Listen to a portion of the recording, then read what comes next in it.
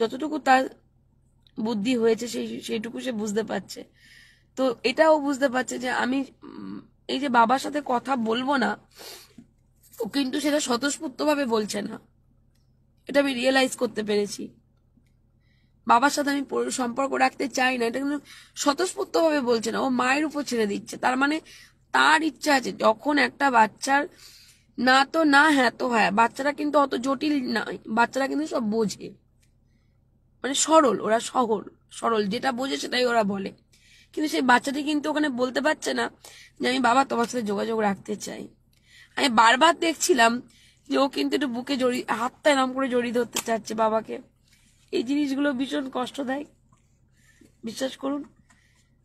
শুধু মায়ের কাছে থাকতে হবে, মা আশ্রয়, তার জন্য বাচ্চাটি আজকে নিজের মুখ ফুটে বলতেও পারছে না আমি বাবার সাথে সম্পর্ক রাখতে চাই, বা আমি বাবা মা উভয়কেই চাই।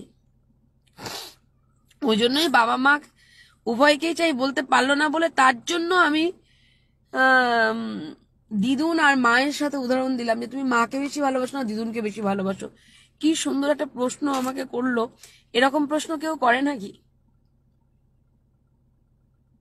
যখন জিজ্ঞাসা করলাম তাকে ভালোবাসা চায় না চকলেট চাই, সে কিন্তু চকলেটটাও তার প্রিয়, ভালোবাসাটাও তার প্রিয়।